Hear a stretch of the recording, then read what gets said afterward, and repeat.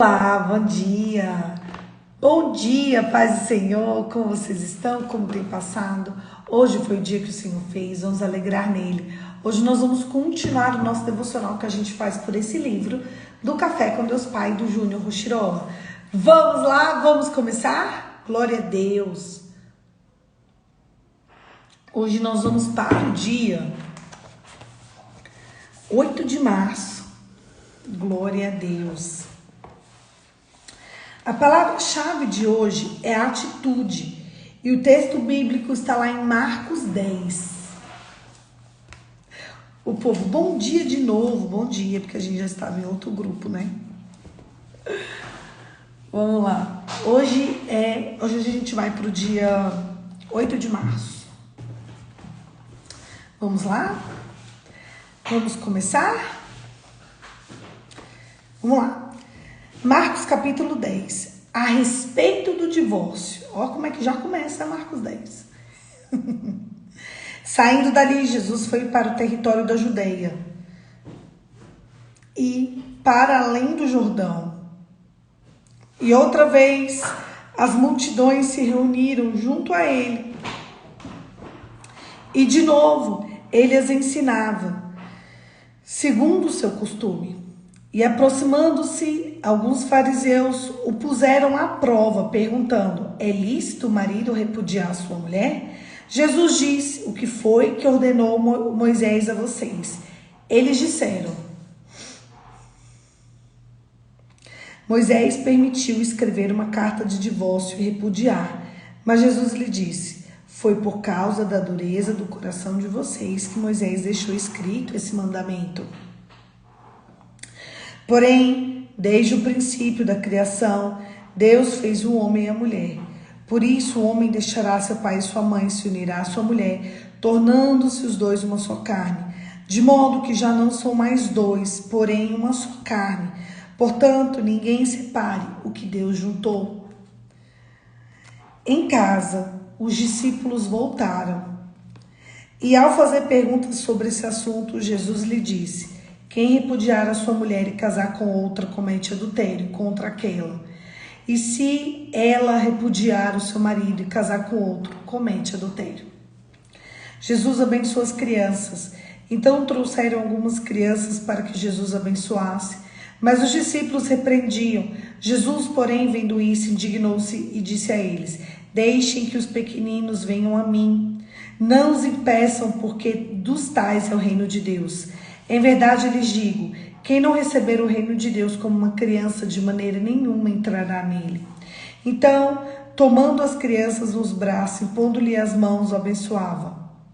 O jovem rico, pondo Jesus no caminho, um homem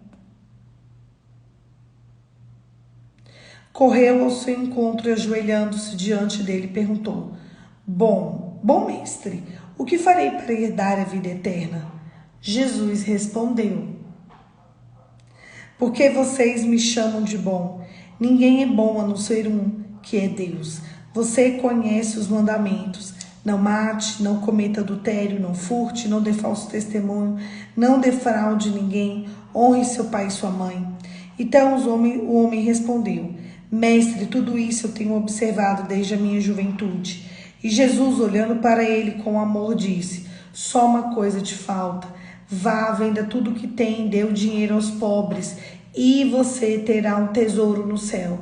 Depois venha e siga-me. Ele, porém, contrariando com essa palavra, retirou-se triste, porque era dono de muitas propriedades. O perigo das riquezas. Então Jesus, olhando ao redor, disse aos seus discípulos: como é difícil para os que têm riquezas entrar no reino de Deus. Os discípulos estranharam essas palavras, mas Jesus insistiu em dizer-lhes: filho, como é difícil entrar no reino de Deus. É mais fácil um camelo passar por fundo de uma agulha do que um rico entrar no reino de Deus. Eles ficaram muito admirados, dizendo entre si: sendo assim, quem é que pode ser salvo? Jesus, olhando para eles, disse: para os seres humanos é impossível, contudo não é para Deus, porque para Deus tudo é possível. Então Pedro começou a dizer: eis que Nós deixamos tudo e seguimos o Senhor. Jesus respondeu: é verdade vos digo que não há ninguém que tenha deixado casa, irmãos, irmãs, mãe, pai, filhos, o campos por minha causa e por causa do evangelho que não receba, já no presente, 100 vezes mais, casas, irmãos, irmãs, mães, filhos, campos, com perseguições e no mundo por vir, receberá a vida eterna. Porém, muitos primeiros serão os últimos e os últimos primeiros. Jesus ainda outra vez prediz a sua morte e ressurreição. Estavam caminhando, subindo para Jerusalém, e Jesus ia diante dos seus discípulos. Esses admiravam e o seguiam, tomando de apreensões. E Jesus, chamando outra vez os 12 para um lado, começou a revelar-lhes as coisas que deveriam acontecer com eles, dizendo: eis que subimos para Jerusalém, o Filho do Homem será entregue aos principais sacerdotes e aos escribas. Eles vão condená-lo à morte, entregá-lo aos gentios, vão zombar dele, cuspir nele, açoitá-lo, matá-lo, mas depois de 3 dias ressuscitará. O pedido de Tiago e de João. Então se aproximaram dele Tiago e João, filho de Zebedeu, dizendo: mestre, queremos que o Senhor nos conceda o que vamos pedir. E Jesus perguntou: o que é que vocês querem que eu faça? Eles lhes responderam: permite-nos que na sua glória nos assentemos um à sua direita e outro à sua esquerda. Mas Jesus lhes disse: vocês não sabem o que estão pedindo. Será que podem beber do mesmo cálice que eu bebo, ou receber o batismo com que eu sou batizado? Eles responderam: podemos. Então Jesus lhe disse: vocês beberão do cálice que eu bebo e receberão o batismo com que eu sou batizado. Quanto a sentar-se à minha direita ou à minha esquerda, não me compete concedê-los, pois é para aqueles a quem está preparado. Quando os outros 10 discípulos ouviram isso, começaram a ficar indignados com Tiago e João. Mas Jesus, chamando a todos juntos para si, disse: vocês sabem que são considerados governadores do povo e que os dominam e que os seus maiorais exercem autoridade sobre eles. Mas entre vocês não é assim. Pelo contrário, quem quiser tornar-se grande entre vocês se coloque em serviço dos outros, e quem quer ser o primeiro entre vocês que seja o servo de todos, pois o próprio Filho do Homem não veio para ser servido, mas para servir e dar a sua vida em resgate de muitos. A cura do cego de Jericó. E foram para Jericó quando Jesus saía de Jericó juntamente com os discípulos e numerosa multidão, Bartimeu, cego mendigo, filho de Timeu, estava sentado à beira do caminho e, ouvindo que Jesus, o Nazareno, começou a gritar: Jesus, filho de Davi, tenha compaixão de mim. E muitos repreendiam para que calasse, mas ele gritava cada vez mais: Filho de Davi, tenha compaixão de mim. Jesus parou e disse: chamem o cego. Chamem então o cego, dizendo-lhes: coragem, levante, porque está chamando você. Atirando a capa para o lado, o cego levantou de um salto e foi até onde estava Jesus, o que lhe perguntou: o que você quer que eu te faça? O cego respondeu: mestre, que eu possa ver de novo. Então Jesus lhe disse: vá, tua fé salvou você. Imediatamente passou a ver e foi seguindo Jesus estrada fora. Glória a Deus. Agora nós vamos para o devocional Café com Deus Pai. Dia 8 de março. Tenha uma atitude de fé. Você, mulher, é um reflexo do amor e da graça de Deus. Isso aqui porque foi no Dia das Mulheres. Parabéns pelo seu dia. Lembre-se que sempre foi você. Lembre-se sempre que você foi criada por um propósito, capacitada para realizar o extraordinário. Que Deus Pai conceda abençoá-lo todas as áreas da sua vida, hoje e para sempre. Caminhe sobre a palavra de Deus, liberada para a sua vida. A palavra-chave de hoje é atitude. Ele respondeu: vá em paz, que Deus de Israel conceda o que você pediu. 1 Samuel 1:7. O livro de Samuel inicia-se narrando a história de Ana, uma mulher estéril, constantemente provocada e humilhada por Penina, que possuía vários filhos. Por anos, Ana sofreu por causa disso. A pior coisa na vida é você criar expectativa e as coisas não fluírem. Muitas pessoas acabam parando diante das circunstâncias contrárias. Muitas pessoas, diante de um cenário desanimador, acabam desistindo. Ana tinha todos os motivos para desistir. Ela poderia ter permanecido deprimida e mergulhada na amargura e na melancolia. Poderia ter ficado triste, trancada no seu quarto. Mas essa não foi a sua atitude. Em meio à dificuldade, ela levanta a cabeça e se move, fazendo algo extraordinário que mudará toda a sua história. Talvez você tenha andado angustiado e as circunstâncias talvez tenham tentado para você, mas o Pai está ao seu lado, trabalhando ao seu favor, independente de qual área da sua vida esteja ocorrendo. Uma tempestade, creia, não dorme, Deus não dorme nem cochila. Chega o tempo na vida de Ana em que tudo muda diante do posicionamento dela de pôr a sua angústia aos pés de Deus. E finalmente ela pode se alegrar. Entenda que as decisões que você tomar hoje podem ecoar pelas futuras gerações e por isso é fundamental estar atento às suas escolhas. Então escolha permanecer inerte, andando em círculos ao redor do seu problema ou tomar uma atitude de fé e compartilhar com o Pai a sua angústia, chamando para lutar por aquele que nunca perdeu uma batalha. Quem é você diante das circunstâncias? Quem é você diante da tempestade?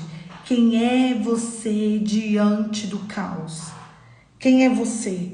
Quando você vê uma situação muito estranha, muito complicada, você olha para aquela situação e você pensa, o que Deus está querendo me ensinar com isso? Ou você já chega ali de voadora mesmo, dizendo, Deus não me ama, Deus não me quer. Por que ele deixou isso acontecer comigo? Todas as vezes que acontece alguma situação bem desagradável comigo, eu penso, né? Deus não poupou Jesus da morte. Isso aqui é fichinha. Eu não estou sendo açoitada nem pendurada no madeiro. Deus não poupou Jesus da morte. Não poupou. O que é que você está achando que ele vai te poupar? Se você ficar só pensando nas circunstâncias desfavoráveis, você vai achar que Deus é injusto e ele não é. Porque um dos atributos de Deus é ser justiça. Se é um atributo de Deus ser justo, acredite, por mais injusta que essa situação pareça, por mais injusta, Deus, ele é capaz sim de pegar toda essa situação que você tem passado e transformá-la em bênção. Só que talvez isso não aconteça hoje. Quando José foi vendido como escravo, quando ele estava ali preso pelos irmãos, o que vocês acham que ele pensou? Que era justo? Quando ele virou escravo, quando ele foi acusado injustamente, quando ele foi para a cadeia, tudo isso, José com certeza não achou justo. Mas o dia que ele revelou o sonho para Faraó e ele foi posto como governador, ele saiu de prisioneiro para governador, ele entendeu que haveria socorro para a casa dele, ele estando na posição que ele estava. Você sabe por que talvez esteja acontecendo uma situação bem desafiadora na sua vida? Sabe por que talvez você esteja passando por tantos desafios? Porque importa a Deus que você sente um lugar de excelência lá na frente. Só que nessa hora, agora, talvez você esteja no meio da tempestade e você não consegue entender o porquê. Sabe quando parece que são várias frases soltas, sem ligação e sem ponto final? Não parece assim às vezes na nossa vida? Mas acredite que se você entregou o seu coração para Jesus, Deus está no comando. E quando Deus está no comando, um dia, uma hora, vai ter um ponto final. Vai ter uma vírgula no lugar certo, vai ter um ponto final e vai ter um novo parágrafo vai ter uma nova história, porque Deus é especialista em fazer impossíveis. Eu quero declarar e profetizar que ainda esse ano você vai viver. Só um minuto. Você vai viver tudo que hoje parece ser impossível. É isso. Ó, uma seguidora escreveu: estou deixando de tentar entender e aprendendo a confiar. Que bom. O dia que você confiar de verdade, o dia que você tentar, não quero entender isso aqui não, você vai ver. Porque os pensamentos de Deus são melhores do que os seus.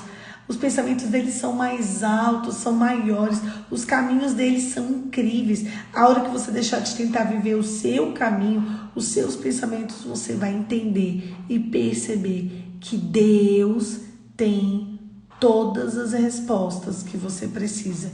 E é nele que você vai buscar refúgio. É dele, por ele e para ele que são todas as coisas. Olha, eu não estou aqui para ficar enchendo o devocional, mas eu preciso que você saia daqui entendendo que por mais que você esteja no meio da tempestade, eu também, por mais que a direção seja assim, ó, meu Deus, e agora o que eu faço? E agora o que eu faço? E agora o que eu faço? Você pode ter certeza que Deus não perdeu o controle. Ainda que você perca o controle, Deus não perdeu o controle. Quando eu tô muito perdida assim, eu fico pensando, ainda bem que pelo menos Deus tem o controle disso. Ainda bem que Deus tem o controle dessa história. Porque eu... Mas essa é a beleza da vida. Ainda bem que Deus não perdeu o controle. Feche seus olhos e vamos orar. Pai, em nome de Jesus, te amamos, Senhor, te adoramos, engrandecemos o teu santo nome e queremos dizer nessa manhã que confiamos em ti. Ainda que a figueira não floresça, ainda que não haja frutos na vide, ainda, Senhor, que as coisas não funcionem como a gente pensa que elas deveriam funcionar, ainda assim confiamos em ti. O Senhor é o nosso pastor e nada nos faltará. Em nome de Jesus. Amém. Não se esqueça que é o Senhor quem tem o controle, não você. Então solta a corda que está te machucando, porque o controle está na mão de Deus e não no seu. A sua parte é descansar e confiar que se você entregou o seu coraçãozinho para Jesus, Ele vai mudar a tua sorte diante dos teus olhos. Um beijo, Deus te abençoe e até amanhã. Amanhã, 5h45, eu tô aqui pra gente continuar o nosso devocional. Que ele é meu, ele é seu, ele é nosso, mas ele é de Jesus. E é por causa de Cristo que eu e você estamos aqui todos os dias. Deus abençoe e até amanhã, se Deus quiser. Um beijo, gente. Deus abençoe e até amanhã.